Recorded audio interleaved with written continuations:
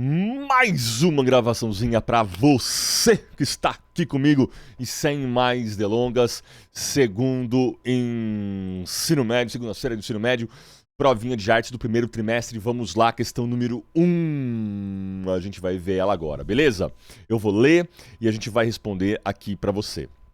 O artista Marcel Duchamp é frequentemente apontado pelo filósofo Arthur Danto, que é o cara do fim da história, o fim da arte, como um dos responsáveis por inaugurar uma nova era na arte, no qual o aspecto conceitual supera a centralidade técnica. Esse fator é importante, né? O aspecto conceitual é o conceito, é a ideia que supera qualquer característica técnica, certo? Do manuseio, da criação artística, beleza? Sua obra A Fonte, de 1917, ao apresentar um objeto industrial como arte, desloca o objeto para o campo das ideias e das instituições que legitimam o artista. Agora a pergunta: explique como a obra A Fonte redefine o conceito de arte ao deslocar o foco da produção técnica para o campo conceitual, analisando o papel do artista e das instituições nesse processo, bem como analisando a performance feita pelo artista no Salão Americano de Arte Contemporânea. Vamos lá! Bom, quando a gente fala desse tema, a gente vai para o capítulo 1, abrir o dadaísmo. E lá no dadaísmo a gente vai direto para a obra que a gente está falando, que é a obra de Marcel Duchamp, chamado A Fonte, ou vulgarmente, né, popularmente chamado de Mictório. Vamos começar pelo final da questão. Ela fala do Salão Americano, da performance que ele fez nesse universo. A história, então, ela começa da seguinte forma: o Duchamp, ele está utilizando um objeto conceitual, um objeto de criação massificada, né? Objeto feito pela indústria americana como objeto de arte. Ele escolhe esse objeto justamente porque deve ser para ele um objeto mais interessante, ok? Talvez não passe disso, mas a gente analisa isso depois. Ele faz uma assinatura R-Mut, que pode ser uma assinatura muito interessante, relevante.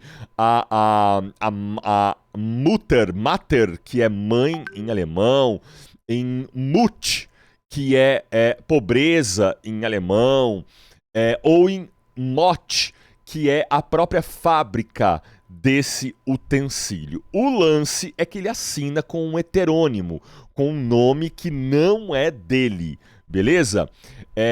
R. Mutt, 1917. Ele assina, ele manda a obra para esse Museu de Arte Contemporânea, né? Museu de Arte dos Artistas Independentes de Nova York, beleza? Onde ele próprio era o júri. Esse objeto passa pelo júri e não é aceito. Ele não é o único júri, claro, né? Não é aceito. A partir deste momento, ele se entrega, né? Ele fala, olha, esse objeto era meu. E esse salão não pode ser considerado um salão de arte contemporânea, né, ou de arte moderna, não pode ser considerado se ele renega um objeto tipicamente do nosso tempo, um objeto que tem todas as características que nós estamos procurando. Ele cria um alvoroço, ele cria um grande atrito entre, evidentemente, a instituição e ele próprio, um artista um artista que já era um expoente grande da arte, né? Quero lembrar aqui que ele já está nos Estados Unidos, ele é francês e está saindo, né? Saiu da Europa, da França, por conta da guerra, beleza? Esse salão, evidentemente, né, naufraga, esse salão, evidentemente, acaba como sendo taxado por um salão que não era um salão contemporâneo naquele momento histórico. Beleza? Essa é a grande sacada, né? Essa é a grande sacada. Quer dizer, ele está relacionando aqui agora uma nova característica. Ele está, vamos dizer assim, criando um conceito bastante interessante, que é o conceito de ready-made, certo? Ou seja, aquele objeto pronto e acabado, onde o artista não opera mais algumas tecnologias, né, na criação da arte, mas opera outras. O objeto, evidentemente, não foi feito pelo Duchamp, foi simplesmente escolhido pelo Duchamp. E tem teorias aí, eu vou chamar de teses, porque, enfim, que o Duchamp nem teria escolhido, quem escolheu para ele foi uma amiga, beleza? Mas a gente entra depois, nem a assinatura ele teria feito, essa amiga teria feito, quer dizer, ele se exauriu completamente do objeto, né? Beleza? Mas veja só a potência da arte, a potência de um museu, né? Na medida que uma pessoa renomada coloca a sua assinatura na obra de arte e a coloca no espaço de um museu, né, ele está colocando naquela obra de arte uma certa sacralidade, né? Algo mágico, vai lembrar lá dos homens primitivos, né? Algo mágico existe ali que dá àquele objeto um significado outro que não é o convencional. Isso é muito interessante falar. E você vai lembrar daquele tênis que foi colocado numa galeria de arte contemporânea, onde as pessoas imaginavam que aquele tênis lá jogado no espaço era um objeto artístico muito importante. Tênis em museu de arte moderna. Vamos dar uma olhada aqui, ó. Imagens. Dá uma olhada aqui. O cara deixa o tênis lá, né, ó. O cara deixou o tênis lá e as pessoas começam a fotografar, a imaginar então que esse tênis fazia parte ou era de fato, né, uma obra artística. Então, o museu, ele dá a objetos, a arte, enfim, ao artista um status que outro lugar não dá. Ele está discutindo, então, o poder do museu, retirando. Olha que contraditório, né? Ele está discutindo a sacralidade, o poder do status que o museu dá para a arte. Justamente com um objeto completamente vulgar, né? Um objeto asqueroso que não tem nada dessa sacralidade que a gente está falando, né? Dessa eternidade que parece que as obras de arte têm, desse caráter, dessa potência, né? Que as obras de arte têm. Beleza? Esse é um ponto bastante importante, ok? Para essa questão. Vamos ver se a gente falou de todos os pontos aqui, ó. Analisando o papel do artista, das instituições nesse processo, bem como analisando a performance. Acho que nós falamos de tudo, cara. Beleza? Em 8 minutinhos aqui, nós falamos de toda a questão, né? Então, eu acredito que você consiga responder usando aí o ready-made, né? Usando, evidentemente, a questão do status da obra de arte que o museu dá a essas peças, a pinturas e a tantas outras coisas. Estar no museu vamos dizer assim, estar sendo reverenciada, né? A obra de arte, o artista, a performance e tudo mais. Ao mesmo tempo, ele faz uma grande brincadeira com essa obra tão desacralizada, tão disruptiva, né? Que vamos dizer assim, quebra, é a obra que para mim quebra, acho que falta dizer isso, quebra as maiores estruturas da arte. Como a gente já falou aqui, a questão da sacralidade, da importância, da relevância artística, né? Imagina uma obra como Capela Sistina comparada à fonte e ao mictório, né?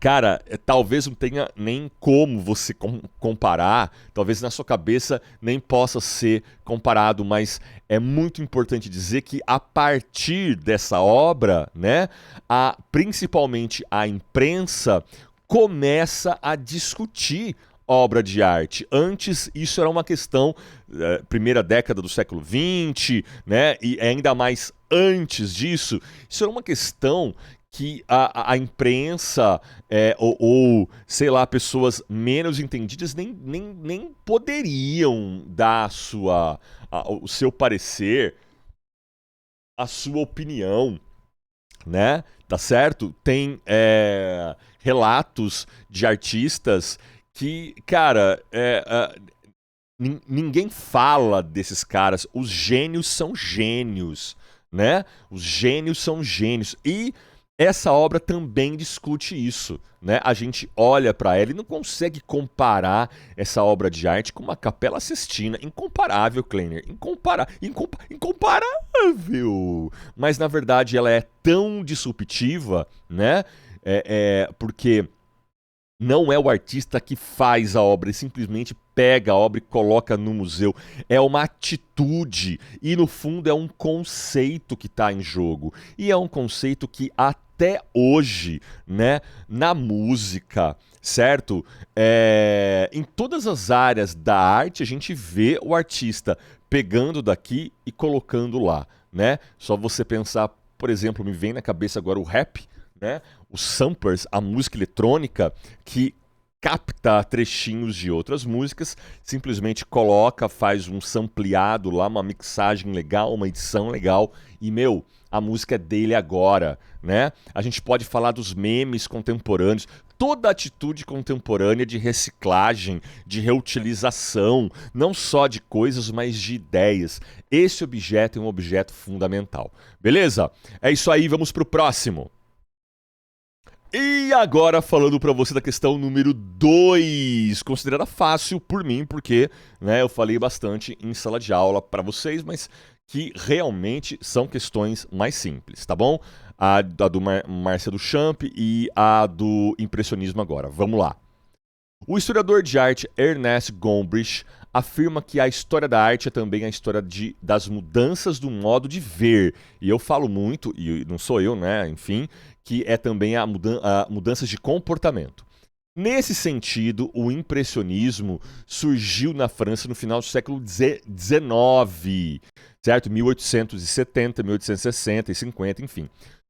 Rompendo com os padrões acadêmicos ao priorizar a percepção visual imediata e a experiência sensorial do artista diante do mundo, ao abordar o detalhamento idealizado e valorizar a impressão momentânea, né? Então, ao abandonar o detalhamento e valorizar a impressão, né, do momento, esse movimento inaugura uma nova relação entre artista, obra e realidade.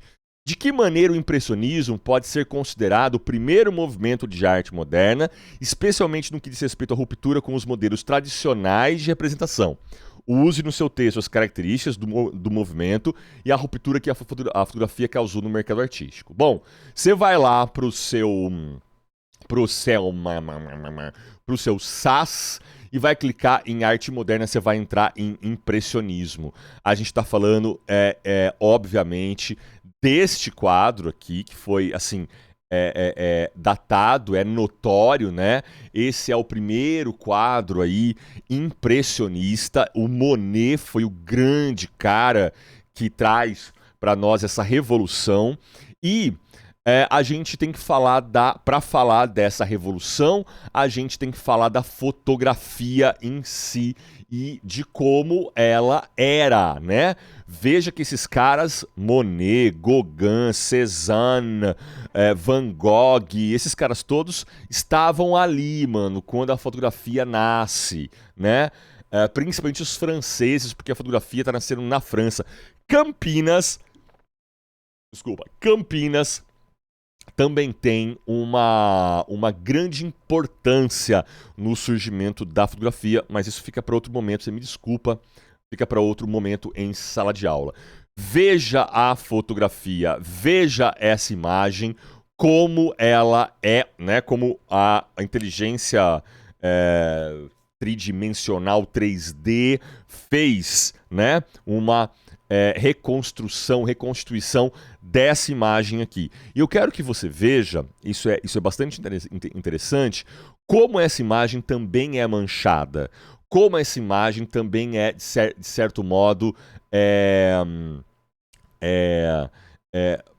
a gente pode afirmar que ela é pincelada, né? Como a luz que está queimando o cloreto de prata, a placa de prata, de certo modo, impõe a esse objeto ainda, de certo modo, em evolução, primitivo, né? Uma certa característica impressionista de impressão. E tudo que eu falei aqui não é besteira não, né? A fotografia era assim e aos poucos vai ficando e vai ficar assim, a ponto de revelar uma ruptura emblemática com a arte realista. Essa é a grande ruptura. E dentro dessa ruptura existe uma outra ruptura, que é uma ruptura de mercado artístico. Eu, esses dias atrás, disse isso em aula, estava assistindo Sonhos de Trem, um filme que foi para Oscar, né? Não lembro se ele ganhou Oscar ou não, depois vocês façam comentários aqui para me dizer se ele ganhou Oscar ou não. O filme trata de um personagem masculino que não tem pai, não tem mãe, vive de trabalhos esporádicos, mas ele encontra um trabalho com cortar madeira, que era, mano, o grande trabalho da época. Florestas inteiras foram devastadas nos Estados Unidos para reconstruir, ou para construir, na verdade, né, as grandes cidades, né? E no meio desse filme ele encontra mulher, ele tem uma filha, e sem dar spoiler, um certo dia, cara, você tá curtindo demais a vida do cara, é maravilhoso, ele vai para uma cidade e vai tirar uma foto. Ele vai tirar uma foto. Ele vai pagar para um fotógrafo fazer um retrato de família. Então, a partir do momento que a fotografia supera, né, a arte realista, e é legal lembrar que nesse momento a fotografia ainda não é colorida, mas as pessoas coloriam a fotografia à mão. Isso é muito importante que você entenda. Esse gesto desse trabalhador, né, que está comprando, certo? Uma coisa supérflua, de certo modo, né? Mas tão importante para ele que ele vai guardar nas viagens de trabalho que ele faz. Ele não contrata um artista, ele não contrata um pintor para fazer um quadro de família. Ele compra uma fotografia por conta do realismo, da realidade que ela traz. Eu olho para aquela foto e eu vejo a minha família. Beleza? E aí, evidentemente, que os nossos queridos. Vou passar rapidinho, desculpa, gente. Você não vomita agora, não. Tadinhos, ai meu Deus. Os artistas tiveram que fazer alguma coisa, né? Porque o mercado de arte ele foi rompido.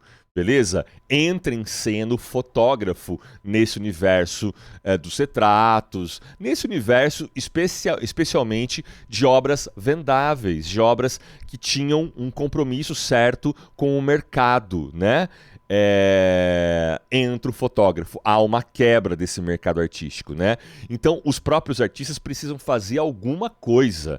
Os caras têm que fazer alguma coisa. Então, quer ver aqui, ó? Deixa eu ver se eu consigo encontrar aqui algumas pinturas. Esse é Vermeer. Vamos encontrar um outro cara aqui que vai Delacroix. Vamos encontrar um outro cara aqui. Esse cara aqui, por exemplo, ó, é o cara que faz essa imagem aqui, né? Essa imagem aqui, que é a imagem da liberdade guiando o povo. Eu quero que você note, principalmente no fundo, deixa eu ver se eu consigo abrir ela aqui numa resolução assim fantástica e maravilhosa. Olha só que linda que eu tenho aqui. Essa imagem ela tem, evidentemente, na frente, né, uma uma pincelada muito precisa, muito direta, né? Mas nenhuma marca do pincel. Veja que o pincel, ele estava sendo, vamos dizer assim, renegado a pincelada que, de certo modo, está ligado ao gesto do artista, a poética do artista, quer dizer, a questão intrínseca, né? Ao que é mais, vamos dizer assim, próprio ao artista, né? Essa pincelada estava renegada ao fundo, a lugarzinhos muito, né? Muito particulares. E o que o impressionismo faz? Ele vai colocar isso como tema da obra de arte. Então a pincelada vai ser justamente o seu tema, né? E para além disso, né, como influência fotográfica, inclusive, esses caras estão vendo esse nascer da civilização moderna, né, que nós conhecemos hoje, o nascer do carro, do telefone, da luz elétrica, do trem a vapor, certo? E do enquadramento fotográfico. Olha que imagem interessante, no final do século XIX, Monet vai para Rouen e faz mais de 40 obras. Se você não percebeu ainda, isso é o enquadramento fotográfico, até porque o que ele queria não era a fachada da Catedral de Rouen, era justamente o efeito que a luz tem na catedral. É isso que ele quer. Mas veja como a fotografia em si, ela tá, vamos dizer assim, influenciando, articulando, principalmente o Monet. Tá certo? Principalmente o Monet, né? Esses caras vão olhar para a fotografia, eles vão olhar com um olhar histórico, eles viram a fotografia nascer e estão vendo a evolução delas, né? O artista, então, deve mudar, e essa mudança vem com aquilo que a arte tinha de mais intrínseco, a pincelada, o gesto do artista, né? A pincelada é o movimento que o artista dá. Tem artistas como Van Gogh que vão espremer, algumas pessoas dizem que ele espremia o tubo de tinta na própria tela, né? Então isso é de uma revolução muito grande, muito visceral para artistas que não podiam deixar o rastro de tinta na tela, beleza? Eu acho que nós tocamos aqui em todos os pontos. Nós falamos da questão efêmera. Efêmera quer dizer, quer tratar sobre essa coisa momentânea, né? Essa luz momentânea do entardecer, do nascer do sol, né? De uma neblina ao nascer o dia, de um entardecer obscuro do inverno, beleza? Nós tratamos também aí da ruptura com os padrões antigos, principalmente da influência fotográfica e do mercado artístico. Falamos de tudo, valeu, até a próxima! Vambora mais uma vez aqui, questão número 3, então essa tem um nível médio aí, né? O historiador de arte Ernest Gombrich, de novo ele, depois eu pego o livro para que vocês vejam, talvez eu leve ele em sala, afirmou que o cubismo representou a mais radical ruptura com a tradição ocidental desde o Renascimento. Veja que a gente está vendo, então, movimentos que de fato representam uma ruptura essencial para que você faça vestibular. Né? Eu quero te lembrar que o terceiro médio é uma revisão do primeiro e do segundo. Quem está no segundo ano está vendo coisas fundamentais. Então a gente viu a arte conceitual, né, no início dela, com o dadaísmo do Marcel Duchamp. A gente viu o impressionismo, o início da arte moderna, o começo dessa grande ruptura, e agora o cubismo, que assim é de fato uma ruptura assim, uma das maiores, mas evidentemente que eu considero o Marcel Duchamp, né? Vamos ler, vamos continuar, Kleiner.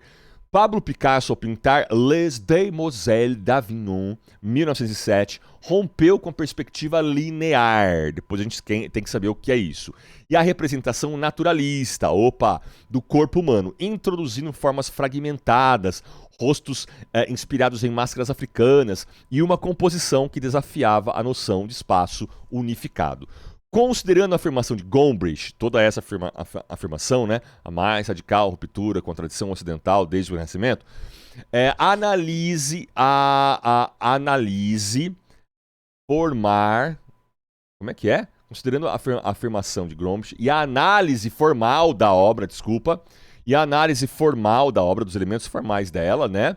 Explique de que maneira Les Demoiselles d'Avignon antecipa os princípios fundamentais do cubismo e rompe com a tradição artística ocidental. Bom, em primeiro lugar, a gente tem que ir lá para o cubismo, beleza? Clicou em cubismo. Abriu aqui. A gente tem que ir lá, e eu mostrei esse quadro já. Escola de Atenas é um quadro muito legal para você ver aí. Ele tá pequeno aqui, mas enfim, a gente dá um jeito nele, beleza?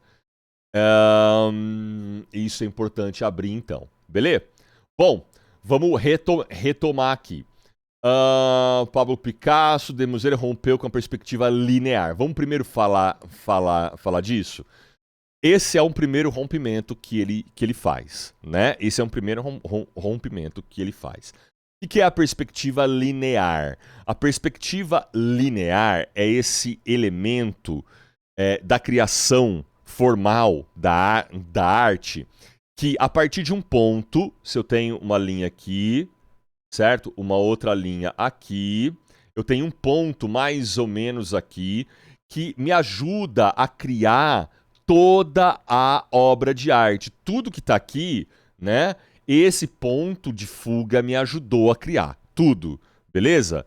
Esse teto dessa abóbada, esse outro teto, todas essas áreas aqui de linhas, a parte vertical, não, mas a parte, as linhas diagonais, todas elas, ajuda a dar essa impressão de profundidade. O que está mais próximo ao ponto de fuga está menor, o que está mais longe do ponto de fuga está maior. Então, isso é o conceito da arte e da perspectiva linear no início da arte renascentista, beleza? No Renascimento, né? A partir daí, houve uma evolução, mas nada comparado a essa evolução, né? Então você precisa olhar um pouco esses elementos aqui, que são características do cubismo, e a gente vai comparar agora tudo, né?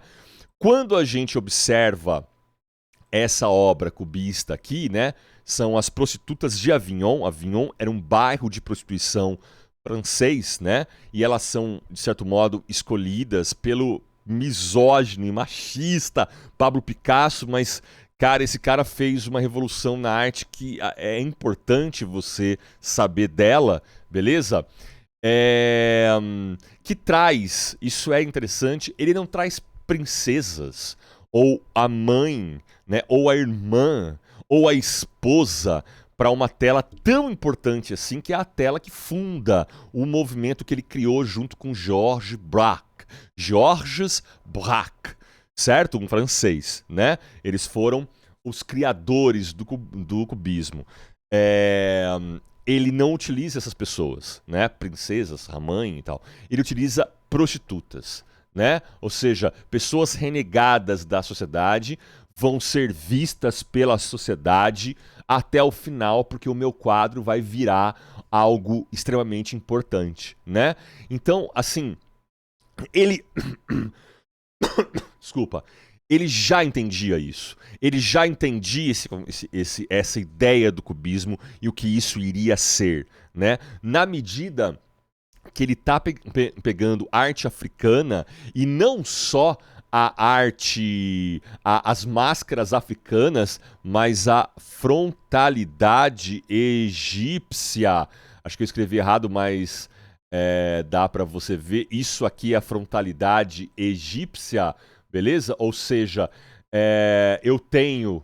Não vou conseguir te mostrar isso da maneira como eu quero, mas eu vou te mostrar sim. Aqui, ó, né? Pernas de lado, tronco de frente, cabeça de perfil, olhos de frente, né? Essa mistura de perspectiva é o que o Picasso vai criar, cara. É o que o Picasso vai criar e vai trazer de novo. Então, de certo modo, é uma releitura. Quando a gente fala de arte, a gente fala assim, isso até eu faço, certo? A gente tá falando uma besteira muito grande, porque a arte trabalha com originalidade. Mas a originalidade não é algo completamente novo, sem nenhuma raiz, sem nenhuma influência. Não existe isso, não existe! Você aí que tá tentando ser original, perca a ideia de ser original com algo completamente novo. Ou pelo menos comece, né, a visualizar as coisas que estão ao seu lado, certo? E quando o Picasso tá olhando para a arte africana e ele coloca aqui as máscaras, tal, ele deve conhecer muito a arte egípcia, ele tá, de certo modo, relendo esse universo todo. Ele tá fazendo uma releitura desse universo e criando algo fantástico. Tá jogando pro cotidiano, né? A gente tem aqui uma mulher de lado com o olho de frente, uma mulher de frente com o nariz de lado. Mesma coisa aqui. Possivelmente uma mulher em pé, uma mulher sentada, uma mulher em pé com duas deitadas. E o sol atrás delas. Quer dizer, há um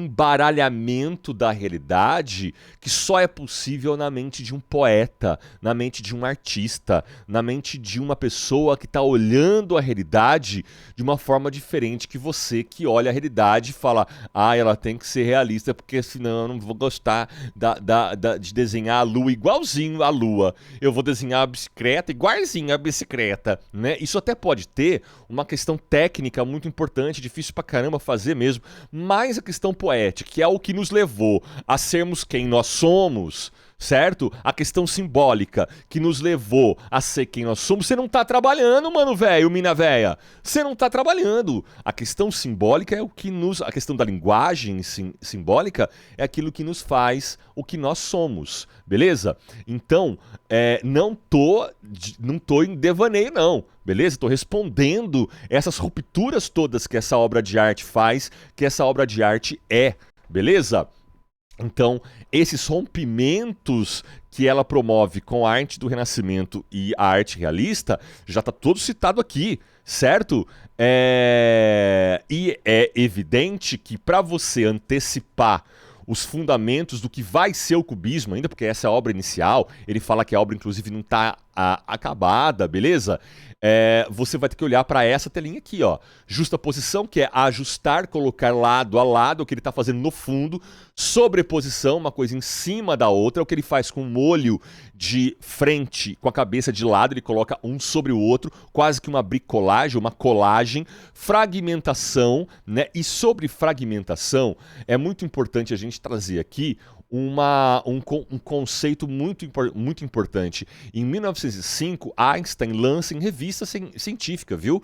A relatividade geral, que vai falar, não existe uma opinião absoluta, né? Uma marca absoluta, uma opinião absoluta, uma teoria absoluta sobre alguma coisa. Você tem que olhar essa coisa de vários ângulos, beleza? Inclusive eu vou tentar tirar o áudio aqui, ó. Tem esse trenzinho aqui, não tem o áudio aqui na hora, então vai ficar meio complicado aqui.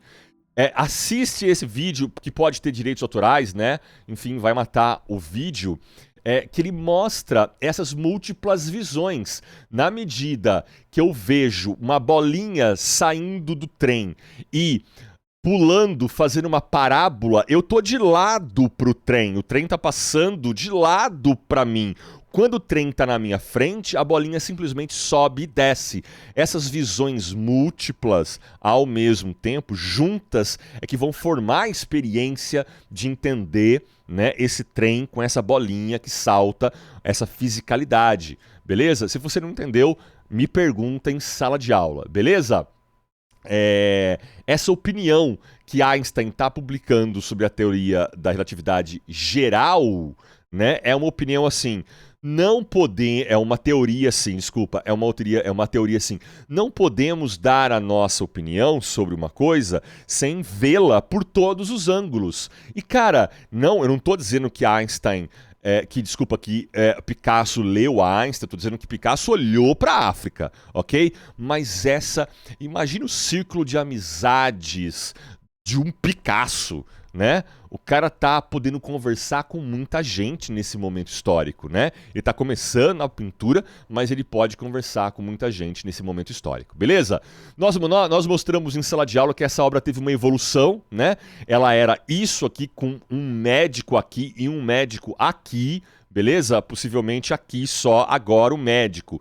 E aqui todas as mulheres, né? Depois ele coloca um médico no centro e ainda o médico fica aqui. Depois ele retira o médico e deixa só as prostitutas, né? Então o quadro fica vulgar mesmo. O que ele quer é a vulgaridade. O que ele quer é afrontar a sociedade com um olhar que não é mais bonito. Isso é importante você falar. Não é um olhar mais belo. Não é um olhar que tá tentando trabalhar a beleza na obra de arte. Mas é um olhar que está tentando trabalhar o conceito, para você ver lá em 1914 a atitude do Duchamp. Beleza? É isso aí, fui! Vamos lá para mais uma então, a nossa quarta questão, estamos chegando no final, fica firme aí. A historiadora de arte Aracy Amaral, ela é mulher, uma das mais importantes estudiosas do modernismo brasileiro, afirmou que a Semana de 22 não começou do zero. Teve a influência da história indígena brasileira, veio de uma insatisfação com o atraso cultural do país e da necessidade de afirmar uma identidade. Guarda essas 3 ideias então. No entanto, a realização do evento contou com o patrocínio de figuras proeminentes da elite paulista, como os cafeicultores da família Prado, que viam na modernização cultural um reflexo do progresso econômico que almejavam para São Paulo. Considerando a análise de Aracy Amaral e o contexto histórico, discuta explicando o movimento moderno brasileiro, a antropofagia brasileira e a aparente contradição entre o patrocínio de uma arte conservadora e o caráter contestador do movimento modernista. Vamos lá, então. A gente vai, então, agora descer um pouquinho mais, passar o surrealismo, queria tanto falar dele, mas vai ficar para um outro momento, expressionismo abstrato, e aqui, ó, chegar no pré-modernismo e no modernismo para falar, evidentemente, deles. Beleza? Vamos lá, então, matar mais uma questão. Essa é a Aracy Amaral. Se você se ligar aqui, tem o livro dela aqui, a semana que não terminou, ó, é um link pro livro, acessa. Esse é o livro que eu tô usando, tem um outro link aqui, olha que maravilha, beleza? Então acessa e vai entender.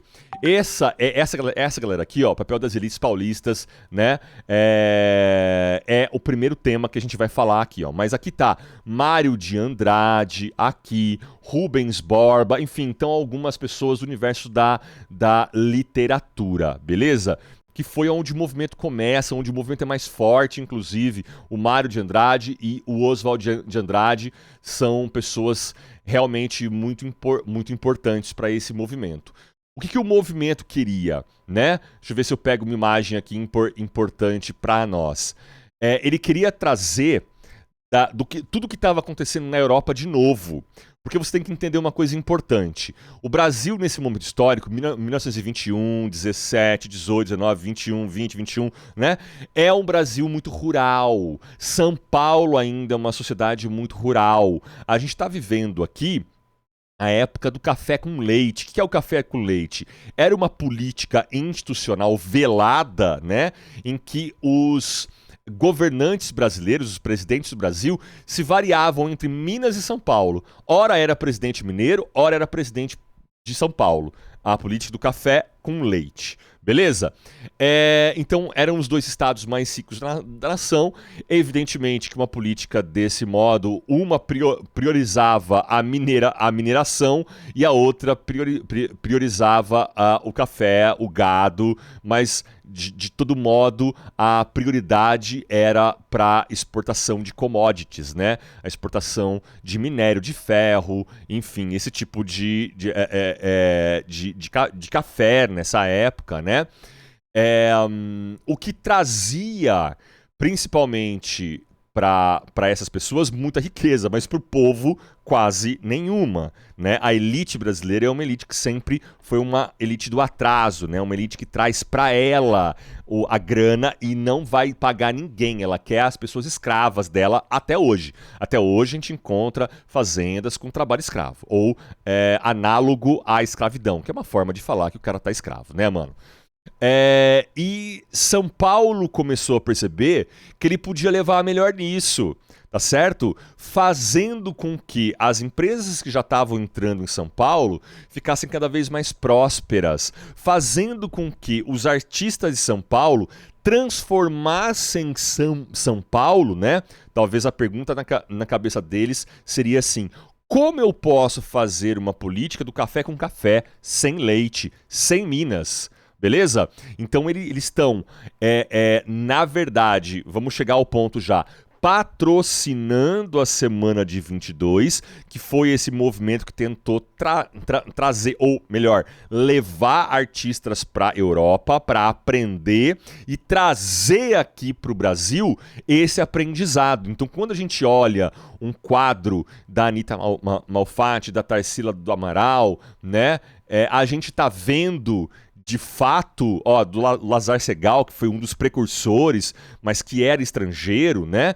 A gente está vendo, de verdade, uma sobreposição de linguagens como cubismo, impressionismo, muito fauvismo, pontilhismo na arte brasileira. Se lá na Europa esses movimentos eram, né, disciplinados e, vamos dizer assim, todos dentro da sua caixinha, aqui no Brasil vai haver uma mistura muito grande. E é nessa mistura, eu acho que está aqui em cima, que Oswald de Andrade, Mário de Andrade e Tarsila do Amaral tem a grande ideia. Essa questão é muito do Oswald, né? Mas eu acredito que todos participaram de alguma forma disso. Essa ideia de tratar o Brasil desse momento histórico como uma grande esponja, sim, Bob Esponja, uma grande esponja cultural, né? Um assimilador cultural que devora a cultura europeia e vomita uma coisa brasileira, algo nosso, né? E desculpa usar essa metáfora, mas é uma metáfora interessante porque a gente vai trabalhar nesse contexto de antropofagia brasileira, e eu estou explicando uma das questões importantes. Eu tenho que ter colocado aqui o nosso... Olha, tem obras fantásticas aqui que eu nem... Aqui, ó. Esse canibalismo cultural que a Semana de Arte engendra, inventa, né? Que era uma característica dos povos brasileiros, beleza? Se você vai ver relatos dos povos, acho que eu tenho alguma coisa aqui, não. Se você vai ver relatos de pessoas que estavam nesse Brasil primordial, nessa terra de Pindorama, né? Você vai ver relatos de povos canibais, de povos que eram canibais não porque assassinavam o outro, mas que depois de uma guerra violenta capturava o melhor guerreiro da outra tribo, deixava ele por algum tempo na melhor oca.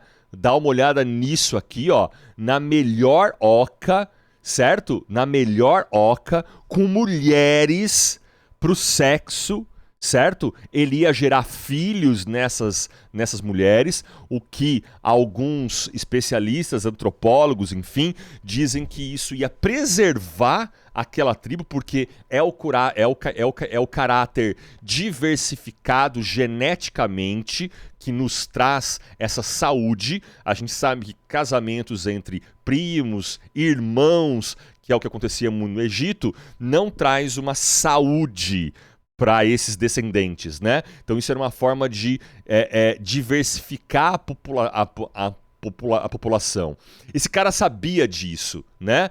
E aí, numa cerimônia ritualística no meio da praça, ele tem um tacape, né? esmagando a cabeça dele com uma tal força e com uma tal violência que evidentemente que não haveria nenhum tipo de reação ou dor, né? Essas mulheres choravam um choro ritual muito interessante, viu? Muito inteligente, né? Não olhem para esses povos como povos defeituosos, incultos, sem inteligência, é muito pelo contrário, né? Esses povos sobrevivem na floresta até hoje e nós somos responsáveis por esse olhar, né? Temos que olhar para esse povo de uma outra forma.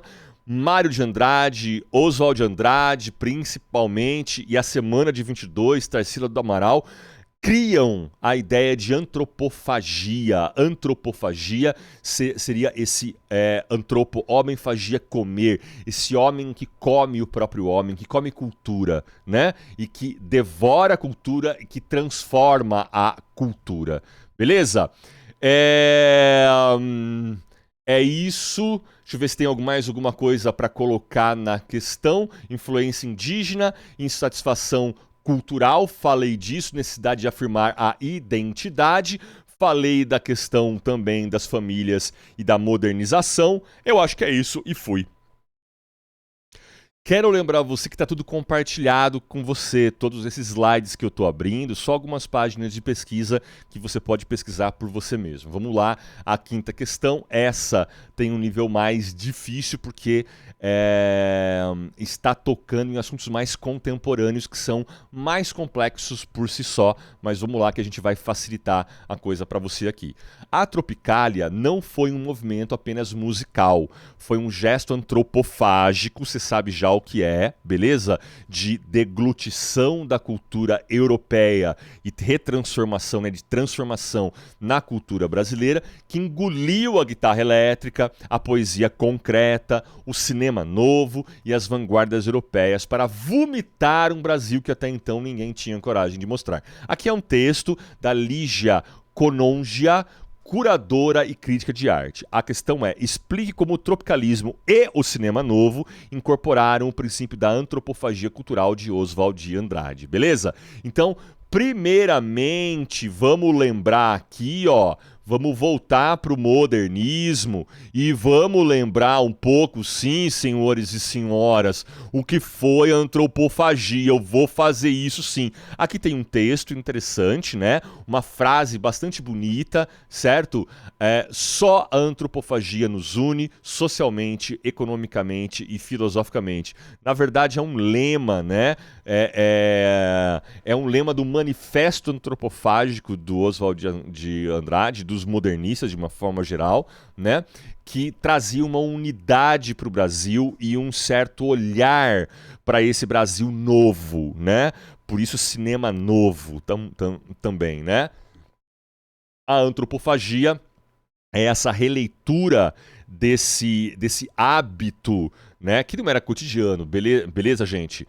Esse hábito de alguns povos canibais brasileiros, beleza? De